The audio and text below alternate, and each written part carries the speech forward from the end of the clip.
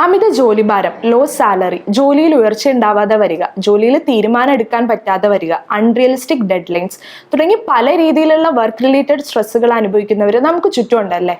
ഇത് ഇൻഡിവിജ്വൽസിനെ പല രീതിയിൽ അഫക്റ്റ് ചെയ്യാറുണ്ട്.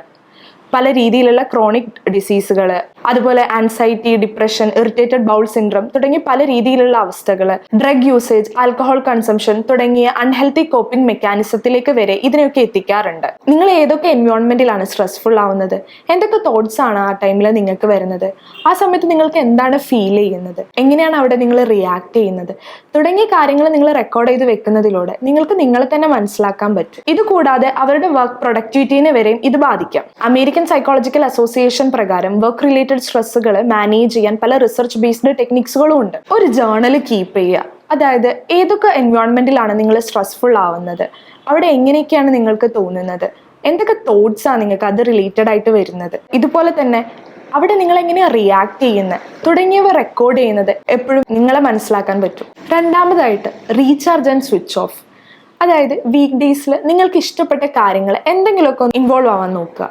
ഫോർ എക്സാമ്പിൾ ചെറുതായിട്ട് നടക്കാൻ പോവുക, പാട്ട് കേൾക്കുക, ഇങ്ങനെയുള്ള കാര്യങ്ങൾ. അതുപോലെ വീക്കെൻഡ്സ് ആവുമ്പോൾ നിങ്ങളും നിങ്ങളുടെ ഫാമിലിക്കും വേണ്ടിയിട്ട് മാത്രം ടൈം സ്പെൻഡ് ചെയ്യുക.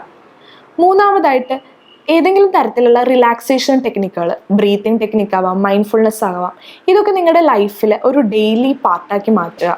ഇത് നിങ്ങളെ കൂടുതൽ പ്രസന്റിൽ ഫോക്കസ് ചെയ്യാനായിട്ട് ഹെൽപ്പ് ചെയ്യും. നാലാമതായി recognise what motivates you. Life is full of opportunities.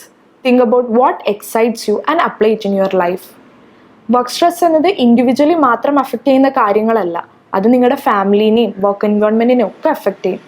So if you are distressed, please consult A therapist.